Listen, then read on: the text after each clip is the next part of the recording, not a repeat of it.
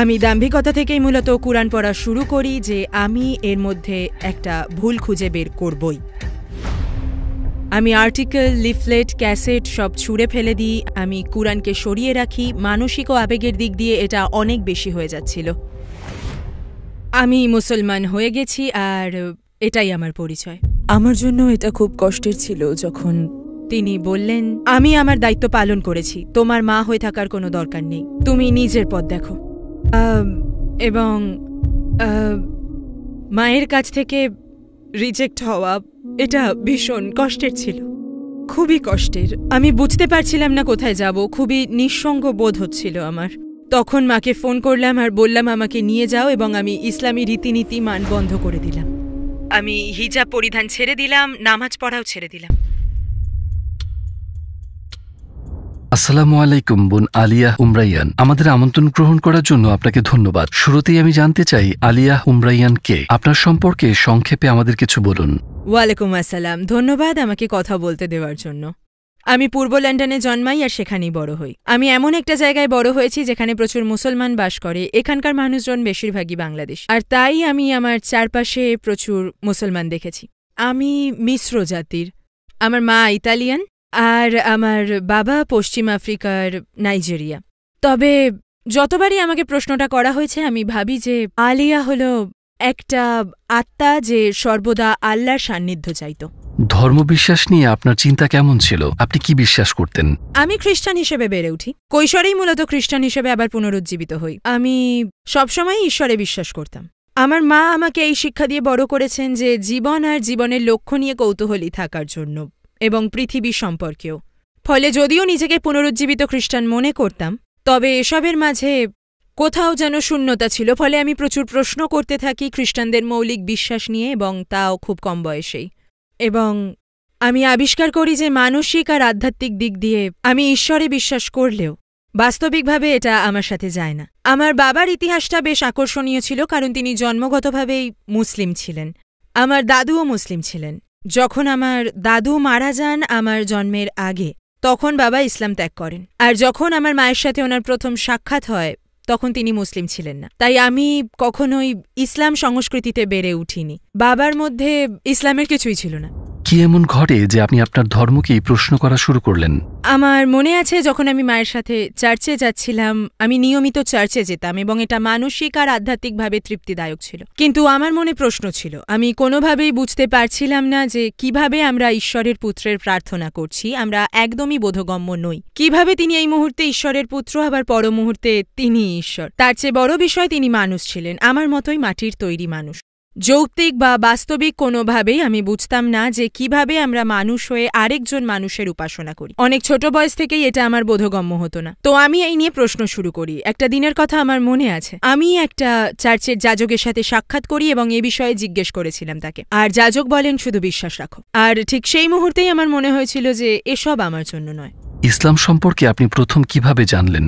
তো আমি আপনাকে আমার শুরুর জীবন একেবারে ছেলেবেলায় ফিরিয়ে নিয়ে যাব এর উত্তর দেওয়ার জন্য। তো আমি যেখানে বড় হয়েছি সেখানকার অধিকাংশ মানুষই ছিল মুসলিম, এবং সেই এলাকায় বাংলাদেশির সংখ্যা বেশি। আমি যেই বাড়িতে থাকতাম তার বিপরীতে আমি দোতলায় থাকতাম। আমার বয়স তখন 8 বছর। আমি লিভিং রুমের জানলা দিয়ে তাকালে আমার নজর পড়ত রাস্তার ঠিক বিপরীত দিকে, আর ওপারে একতলায় অস্থায়ীভাবে নির্মিত একটা মসজিদ ছিল। ওখানে মূলত সেটা ছিল জাহাজের কন্টেইনার, কিন্তু আমি যেভাবে হেলান দিয়ে দেখতাম আমি ওদের নামাজরত অবস্থায় দেখতে পারতাম।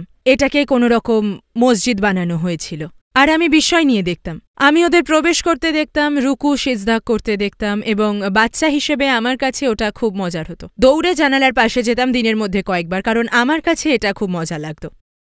তো ঠিক সেই সময়টাতে আমার বাড়ির পরিস্থিতি ছিল খুবই খারাপ। বাবা মা সারাক্ষণ ঝগড়া করত, তাদের বনিবনা হতো না, সারাক্ষণ তাদের মধ্যে কথা কাটাকাটি, ঝগড়া লেগে থাকতো। মনে পড়ে একদিন বাবা মা প্রচণ্ড ঝগড়া করছিল, আমি দৌড়ে বেডরুমে চলে যাই। আমার তখন বয়স 8 বছর। বেডরুমে যাওয়ার সময় মায়ের শালটা আমি আমার সাথে নিয়ে নিই।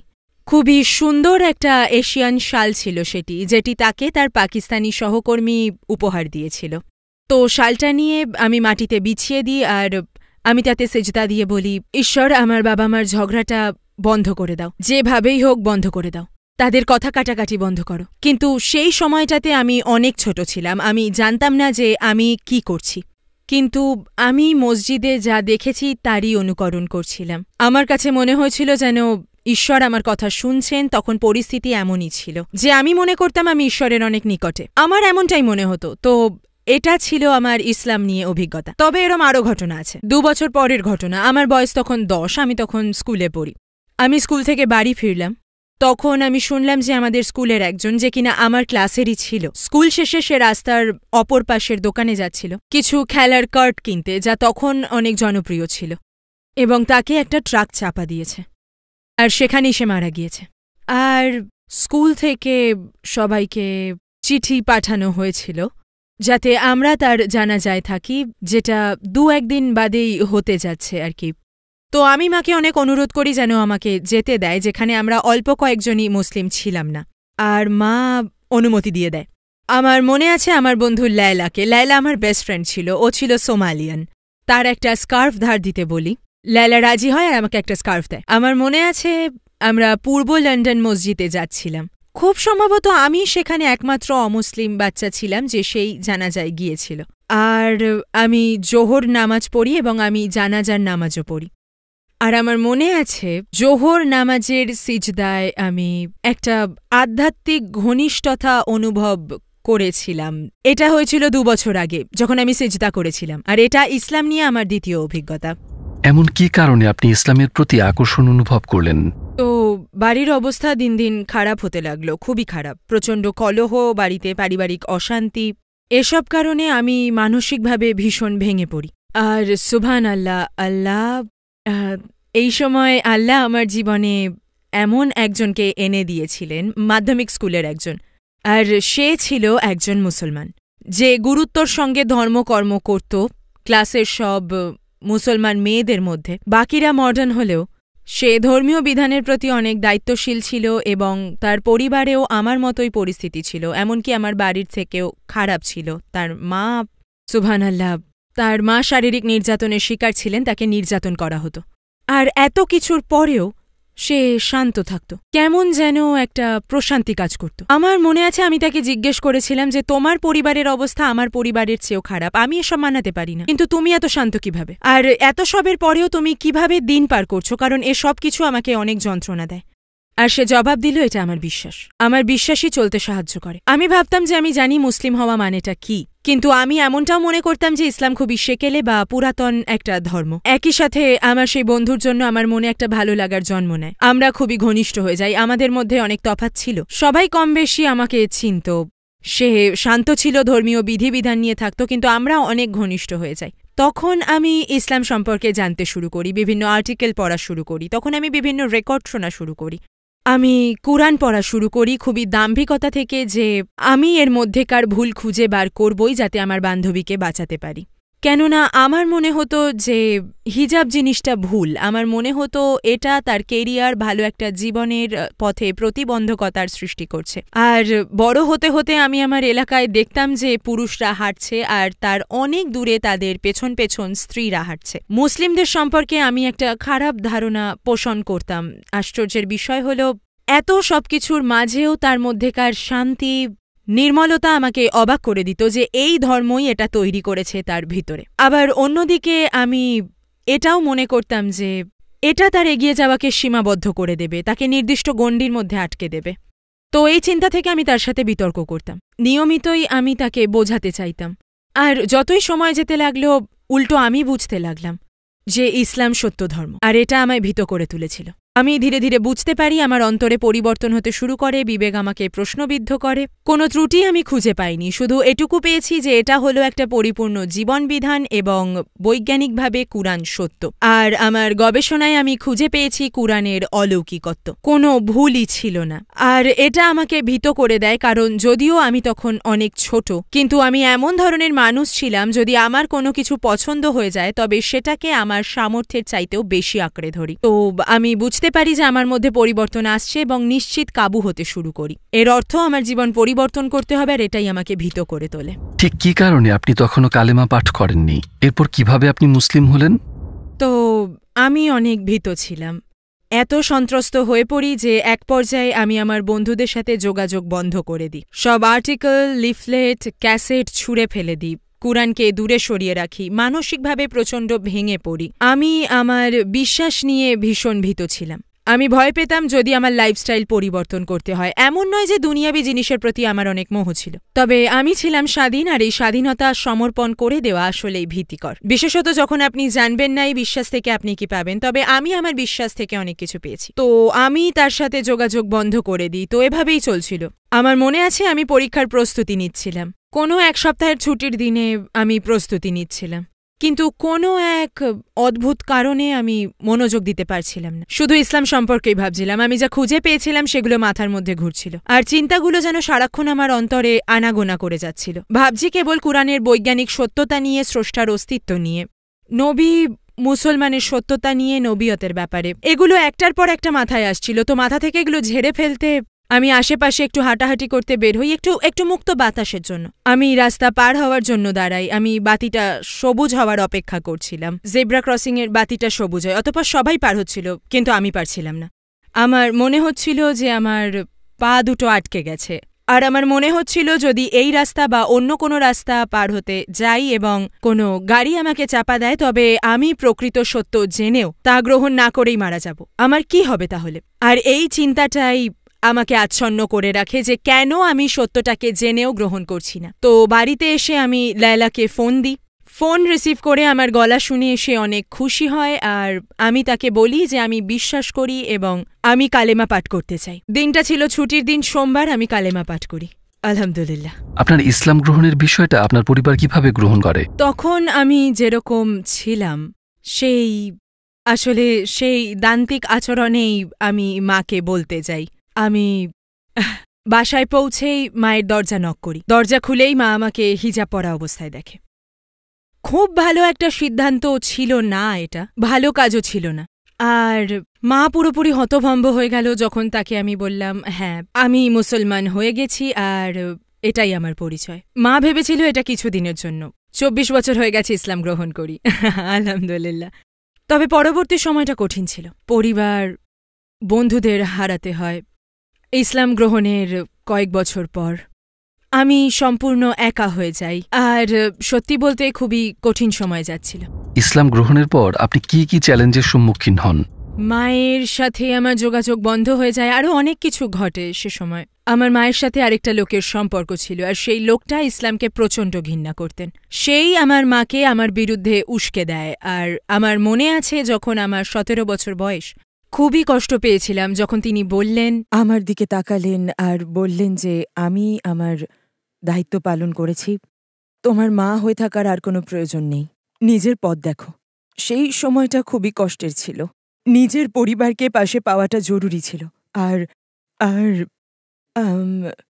সেই সময়ে মায়ের থেকে প্রত্যাখ্যাত হওয়াটা খুব কষ্টের ছিল, ভীষণ কষ্টের ছিল।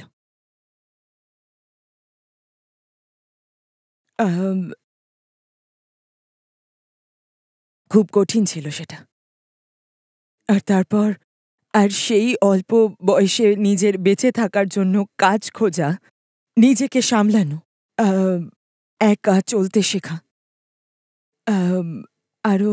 আরও অনেক সমস্যা, অনেক জটিলতা মোকাবিলা করতে হয়েছে, যা খুবই ব্যক্তিগত। পরিবারের সমর্থন ছাড়া ভীষণ কঠিন ছিল। আমি একদমই একা হয়ে গেলাম। আর আমি একটা বিশেষ ইসলামী ধর্মের মাধ্যমেই ইসলাম ধর্ম গ্রহণ করি, কিন্তু পরে সেই গ্রুপও ত্যাগ করি। মূলত আমি দিক বিদিক ছুটে বেড়াচ্ছিলাম একটা গ্রুপ থেকে অন্য গ্রুপে, সেই সাথে যখন আমার পরিবার থেকে এরকম ব্যবহার চলছিল, আমি বুঝতে পারছিলাম না আমি কোন দিকে যাব। আমি ইসলামেও নতুন, ফলে মুসলিম হিসেবে আমি অস্তিত্ব সংকটে ভুগছিলাম। তাই পরিবার থেকে আমি প্রত্যাখ্যাত ছিলাম। আমি এক ইসলামী গ্রুপ থেকে আরেক ইসলামী গ্রুপে গেলাম, কিন্তু দুটো গ্রুপ সম্পূর্ণ ভিন্ন রকমের চিন্তাধারা লালন করত, আর আমি কোনোভাবেই নিজেকে মানিয়ে নিতে পারছিলাম না। আমি খুবই নিঃসঙ্গ বোধ করতাম, আর এটা আমাকে অসুস্থ করে দেয়। আমি হসপিটাল থেকে আমার মাকে ফোন করি আর বলি যে প্লিজ আমাকে নিয়ে যাও। আর আমি ধর্মচর্চা বন্ধ করে দিই, হিজাব পরিধান বন্ধ করে দিই, নামাজ পড়া ছেড়ে দিই, মুসলিম কমিউনিটি থেকে নিজেকে দূরে সরিয়ে দিই। কিন্তু তখনও ঈমানকে আঁকড়ে রাখি। এর কারণ ছিল আমি সম্পূর্ণ যৌক্তিকভাবে চিন্তা করে মুসলিম হওয়ার সিদ্ধান্ত নিয়েছি, আর এই কারণেই পরীক্ষাগুলো আমার সক্ষমতার বাইরে চলে গিয়েছিল। আপনি আবার কিভাবে ইসলামে ফিরে আসলেন? আসসালামু আলাইকুম ভাই ও বোনেরা, আমাদের ভিডিওর 80% দর্শকই আমাদের চ্যানেলের সাবস্ক্রাইবার না, আর আমরা একটি অলাভজনক প্রতিষ্ঠান। আমাদের ভিডিওতে বিজ্ঞাপনও বন্ধ করে দেয়া থাকে। টুয়ার্ডস ইটার্নিটি কেবল একটি ইউটিউব চ্যানেল না, এটি একটি মাদ্রাসাও। এখানে আমরা নিজেদের ও তরুণদের ইসলাম সম্পর্কে শিক্ষা দেবার চেষ্টা করি। আমরা এই জন্য আপনাদের সাবস্ক্রাইব করতে বলি, যাতে আমরা ইসলামের এই সত্যবার্তা সবার মাঝে ছড়িয়ে দিতে পারি। আমাদের চ্যানেল সাবস্ক্রাইব করাটা একটা ছোট কাজ হতে পারে বটে, যার ফলে আমরা লাখ লাখ মানুষের কাছে ইসলামের বাণী পৌঁছে দিতে পারি। তাই চলুন লাইক ও সাবস্ক্রাইব করি আর একসাথে টুয়ার্ডস ইটার্নিটির সফর করি। আপনি আবার কিভাবে ইসলামে ফিরে আসলেন? তো আমি একটা চাকরি পাই এবং আবার ঘর ছেড়ে চলে যাই। আমি বিভিন্ন কিছু নিয়ে ব্যস্ত হয়ে পড়ি, কারণ আমি স্বাধীন ছিলাম। নতুন মুসলমান হওয়ার পর যে সমস্যাগুলো হচ্ছিল সেগুলো এখন আর হচ্ছে না, কিন্তু এসবের মাঝে শূন্যতা ছিল। এই শূন্যতার সাথে আরেকটা অনুভূতি কাজ করছিল, কিছু একটা ঠিক হচ্ছে না। আর তারপর কয়েক বছর সেভাবে কাটানোর পর সেই শূন্যতা অনেক বেশি পীড়া দিতে শুরু করে, এবং আমি জানতাম আমার আকীদা বিরোধী জীবনযাপন এই শূন্যতার মূল কারণ। তাই আমি ধীরে ধীরে ইসলামের পথে ফিরে আসতে শুরু করি, এবং আমার মনে পড়ে মানুষজন বলে যে কালেমা পাঠ করাটা তাদের জীবনের সবচেয়ে সুন্দরতম মুহূর্ত, কিন্তু আল্লাহর সাথে পুনরায় সম্পর্ক তৈরি করা এবং ইসলামের পথে আবার ফিরে আসা কোনো গ্রুপের চাপে না পড়ে বা কারো বলে দেওয়া ছাড়া যে তোমার এসব করা উচিত, এটা হালাল, ওটা হারাম, এটা সেটা, যা তুমি করছো সেটা বাদ দিয়ে নিজে থেকে ইসলামে ফিরে আসা, আমার ও আমার রবের মধ্যেকার পুনরায় পথ চলা, এটা আসলেই মিষ্টি অভিজ্ঞতা ছিল। আমার মনে আছে আমি প্রতিদিন কোরআনের 1 পৃষ্ঠা ইংরেজি অনুবাদ পড়তাম। আমি চুল বাঁধতে শুরু করি অনেকটা আফ্রিকান স্টাইলে, আর এটা থেকেই ধীরে ধীরে আমি হিজাব পরিধান করি, আবার নামাজ পড়তে শুরু করি, আর আবার আমি ইসলামের দিকে ফিরে আসি, পুনরায় ইসলামী বিধিবিধান পালন শুরু করি। আর এই অনুভূতিটা খুব ভালো ছিল, কেননা এই শপথটা ছিল আমার ও আমার রবের মাঝে, আমার স্রষ্টার মধ্যে। তো এসবে আপনার মায়ের সাথে আপনার সম্পর্কে কেমন প্রভাব পড়েছিল? তো এরই মাঝে আমার মা তালাক দিয়ে দেয়, যেটা খুব ভালো সিদ্ধান্ত ছিল। মা ধীরে ধীরে সহনীয় হয়, তিনি এখনও পরিপূর্ণ সুস্থ হবার পথে। আমরা আবার নতুন করে সম্পর্ক গড়তে শুরু করি, আর এর জন্য আমাদের উভয়কেই বেশ পরিশ্রম করতে হয়েছে। আর তারপর 2015 সালের দিকে তিনি আমাকে ইসলাম সম্পর্কে প্রশ্ন করতে শুরু করেন। তখন আমি দেশের বাইরে ছিলাম, আমি ছিলাম তখন উত্তর আফ্রিকাতে। তিনি এই সফর শুরু করলেন, বিভিন্ন প্রকারের প্রশ্ন জিজ্ঞেস করলেন, এবং সবশেষে 2015 সালে আমার মা মুসলমান হবার ইচ্ছা পোষণ করেন। আমার মা প্রচণ্ড বই পড়তে ভালোবাসতেন, বলতে পারেন তিনি বইয়ের পোকা ছিলেন। ইতিহাস, বিশেষত ইসলামিক ইতিহাস নিয়ে তার অসীম আগ্রহ। তো এই জানার আগ্রহ থেকেই তিনি আরও অনেক বেশি বই পড়া শুরু করেন। তো 2015 সালে তিনি মুসলমান হবার ইচ্ছা পোষণ করেন, এবং আর তিনি শেষ পর্যন্ত কালেমা পড়ে ফেলবেন। এর অল্প কিছুদিন পরেই তিনি বললেন যে তার পক্ষে ঈমান ধরে রাখা সম্ভব না, আর হয়তো তার বয়স হয়ে যাওয়াটা এসবের কারণ ছিল। তাছাড়া তার আশেপাশে কোনো মুসলমান না থাকায়, আর আমিও তার থেকে অনেক দূরে ছিলাম, সব মিলিয়ে তিনি ইসলাম পালন ছেড়ে দেন। পরে 2021 সালে তিনি কিছু ইউটিউব ভিডিও দেখা শুরু করলেন। তার সাথে কথা হলে তিনি আমাকে বললেন, লেসা প্রাইম নামে এই মহিলার কিছু ভিডিও পেলাম। আমি তাকে তখনও চিনতাম না, তো আমি সাথে সাথে তার ব্যাপারে রিসার্চ করি এবং জানতে পারি তিনি একজন আমেরিকান বোন। আর এরপর আমার মা শেখ খালেদ ইয়াসিনের ভিডিও দেখা শুরু করেন। তো তার সাথে যখন কথা বলছিলাম তিনি প্রচণ্ড উৎসাহিত ছিলেন, বলছিলেন আমি এই লোকটার ভিডিও দেখছিলাম, তিনি কে আমি চিনি না, কিন্তু তার কথাগুলো একদম মন ছুঁয়ে যায়। তিনি অনেক বিজ্ঞ আর বিচক্ষণ, এবং তিনি ইতিহাস সম্পর্কেও অনেক জ্ঞান রাখেন। আর যেমনটা আপনাকে বললাম, আমার মা নিজেও ইতিহাস পছন্দ করতেন। তো তিনি শেখ খালেদের একের পর এক ভিডিও দেখতে শুরু করেন।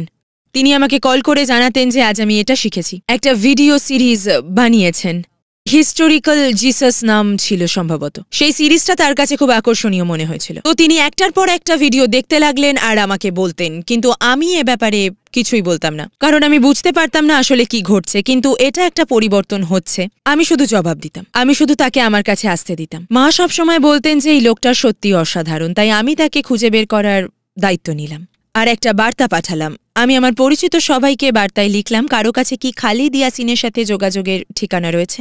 তো একজন আমাকে তার ফেসবুক পেজের অ্যাড্রেস দিয়েছিল, যেখানে তার নাম্বার, ইমেল অ্যাড্রেস ছিল। আমি তাকে মেল করি আর তাকে বিস্তারিত সব বললাম। তাকে বললাম যে আমার মা আপনার ভিডিও দেখেছে, এই তার অতীত, আমাদের সাথে এই ঘটেছে, আমি একজন নও মুসলিম, আর আমি পুরো কাহিনী বললাম। আর বললাম যে আমি জানি আপনি অনেক ব্যস্ত থাকেন, কিন্তু কোনোভাবে কি সম্ভব হবে যাতে আমার মায়ের সাথে কথা বলতে পারেন? আর আমি ইমেল পাঠিয়ে দিই। না, খালেদ ইয়াসিন একজন ব্যস্ত মানুষ। তো আমি ভেবেছিলাম আমার ইমেলটা তার ইনবক্সে পৌঁছবে না, অথবা আমার ইমেলটা তার স্প্যাম বা জাঙ্কে চলে যাবে। কিন্তু 20 মিনিট পর আমার ইমেলের জবাব দেন, আর তিনি বলেন যে তার জন্য খুবই সম্মানের বিষয় হবে। তো আমরা কথা বললাম, তাকে পুরো কাহিনী শোনালাম, আমার মায়ের ব্যাপারে বললাম। সব সহ্য করে এ পর্যন্ত এসেছেন। আমি তাকে আমার মায়ের নতুন আবিষ্কারের ব্যাপারে বললাম, এবং সেসব প্রশ্নের ব্যাপারেও বললাম যেগুলো আমাকে জিজ্ঞেস করতেন আর যেগুলো আমাকে সব সময় বলতেন। তিনি মোহাম্মদ সাল্লাল্লাহু আলাইহি ওয়াসাল্লামকে প্রচণ্ড ভালোবাসতেন। মায়ের কাছে বিষয়গুলো আরো স্পষ্ট হয়ে আসছিল, কেমন যেন খাপে খাপে মিলে যাচ্ছে। মা আগের মতো ছিলেন না। তখন শায়েক আমাকে জিজ্ঞেস করলেন, আপনার মায়ের নাম কি? আমি বললাম আমার মায়ের ইতালিয়ান নাম জোসেফিনা, কিন্তু ইউরোপিয়ান ভাষায় এটা জোসেফিন। তিনি বললেন, আমার মায়ের নামও জোসেফিন। তার বয়স 90 বছরেরও বেশি এবং তিনি মৃত্যুর খুব কাছাকাছি। তিনি আমাকে বললেন, আপনার মা জোসেফিন ইমানি সফরে আছেন, আর আমার মা আমার জোসেফিন মৃত্যুর সফরে। তিনি আমাকে বললেন, আমরা এমনটা করব, আপনি আপনার মাকে বলবেন। আমি ভাবছিলাম যে কিভাবে আপনার সাথে ওনার আলাপ করাবো। আমি চাইছিলাম যে তারা নিজের কথা বলুক, কিন্তু তিনি বললেন, যদিও তিনি আমার ভিডিও দেখতে পছন্দ করেন, কিন্তু তিনি আমার সাথে আলাপ করতে নাও চাইতে পারেন। তাকে শুধু এটুকু বলবেন, আপনার সাথে আপনার রিসার্চ, আপনার ইসলামী রিসার্চের সফরের ব্যাপারের কথা বলতে চায়, কিন্তু বলবেন না যে লোকটা আমি। এরপর বাকিটা আমি সামলে নেব। তো আমি তার কাছে গিয়ে বললাম যে একজন রিসার্চার আছে যে তোমাকে কিছু প্রশ্ন করতে চায়, তো তুমি কি তাকে উত্তর দেবে? তো তখন তিনি বললেন যে হ্যাঁ ঠিক আছে, আমার কোনো অসুবিধে নেই। আচ্ছা আম্মা, আমার সাথে তার আলাপ চলাকালীন সময় তিনি তার সাথে আলাপ চলাকালীন আপনার নামের আরবি অর্থও বললেন? তিনি বললেন না। আমি জিজ্ঞেস করলাম কেন? তো বললেন যে আজ সকালেই আমি আমার একজন কলিগের সাথে কথা বলছিলাম যে হিব্রু আর আরবি নিয়ে পড়াশোনা করছিল। তো আমি জিজ্ঞেস করলাম, তুমি কি বলতে পারবে আমার নামের আরবি অর্থ কি? তো সে বলল সে জেনে আমাকে জানাবে, আর তুমি বলছো যে এটা আমার নামের অর্থ। তিনি বলেছিলেন যে না, এটা হতেই পারে না। তো তাদের আলাপ হলো, আমি জুম মিটিংয়ে ছিলাম আর সেই মিটিংটা রেকর্ড করে রেখেছি। আর শায়েক বিষয়টার ওপর যেভাবে আলোচনা করলেন, আল্লাহ তাকে উত্তম প্রতিদান দিক। তো তারা আলাপ করছিল, কিন্তু কোনো এক কারণে মা শায়েকের গলা চিনতে পারেনি। তো শায়েক শুধু প্রশ্ন করছিলেন আর মা কিসে বিশ্বাস করতেন বের করতে চাইছিলেন। আর তারপর শেষ পর্যন্ত মায়ের কাছ থেকে এটা স্বীকার করিয়ে নিতে সফল হয়ে গেলেন। মা বললেন যে তার বিশ্বাস হলো আল্লাহ এক, মোহাম্মদ সাল্লাল্লাহু আলাইহি ওয়াসাল্লাম তার সর্বশেষ নবী আর রাসূল ছিলেন। তিনি এ কথাটি ভিডিওতে বলেছিলেন। তো মিটিংয়ের শেষে শায়েক জিজ্ঞেস করলেন, আপনি কি জানেন স্কাই এর অর্থ কি? মা বললেন না। আর তখন তিনি বললেন, এর অর্থ শেখ খালিদ ইয়াসিন। মা প্রথমে ঠিকমতো শোনেনি। তিনি আবার বললেন, মা বলতে লাগলেন, না আপনি হতে পারেন না। তিনি বললেন, হ্যাঁ এটা আমি। তিনি বললেন, না আমি যদি জানতাম এটা আপনি তাহলে আরো বেশি। আর তারপর এরপর তাদের আরো বেশ কটা জুম সেশন হয়েছিল, আর শেষ পর্যন্ত তিনি আবার কালেমা পাঠ করলেন, আলহামদুলিল্লাহ। মুসলিম হওয়াতে কিংবা হিজাব পড়ায় কি আপনার স্বাধীনতা কেড়ে নেওয়া হয়েছে? ইসলাম গ্রহণ করার পর আমি আমার প্রকৃত স্বাধীনতা ফিরে পেয়েছি, কারণ মানুষের তৈরি প্রতিবন্ধকতা শিকল থেকে মুক্ত হওয়ার নামই স্বাধীনতা। যখন আপনি আপনার রবের সাথে ও আপনার লক্ষ্যের সাথে পুরোপুরি জুড়ে যান, তখন আপনি অন্যদের জন্য না, বরং আপনার রবের জন্য বেঁচে থাকেন, আর এটাই প্রকৃত স্বাধীনতা। তো হ্যাঁ ঠিক আছে, আমাকে হিজাব পরতে হয়, এবং হ্যাঁ আমাকে আমার রবের কিছু শর্ত মেনে চলতে হয়, কিন্তু আমি স্বাধীন, পুরোপুরি মুক্ত। কারণ আমার সিদ্ধান্ত, আমার পছন্দ অপছন্দ, কোথায় যেতে হবে, কি করব আর কি করব না, এগুলো সব একমাত্র আমার খালিক ও মালিকের জন্য। এটা ওদের জন্য না যারা আমার মতোই রক্ত মাংসে গড়া মানুষ। তো হ্যাঁ আমি স্বাধীন। কিন্তু কিছু নন মুসলিম বলে, না তুমি নিজেকে বোকা বানাচ্ছ, আমরা স্বাধীন না, কারণ তারাও কিছু না কিছুর গোলামি করছে। কোনো না কোনো অদৃশ্য শক্তি আমাদের তাড়িত করছে। সবকিছুর পিছনে কোনো না কোনো উদ্দেশ্য থাকে। সকালে আমরা কেন জাগি?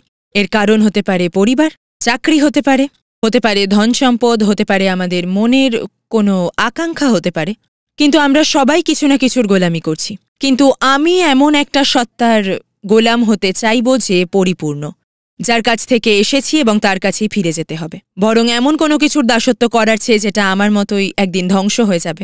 একসময় আমিও ভাবতাম যে ইসলাম নারীদের বন্দী করে রাখে, কিন্তু এখন আমি বুঝি ইসলাম সামাজিক অপসংস্কৃতি থেকে মুক্ত।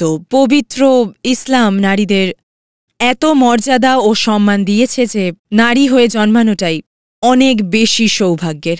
মোহাম্মদ সাল্লাল্লাহু আলাইহি ওয়াসাল্লামের এক সাহাবী তাকে জিজ্ঞাসা করলেন, কাকে আমার সবচেয়ে বেশি ভালোবাসা উচিত? তো তার উত্তর ছিল, তোমার মা।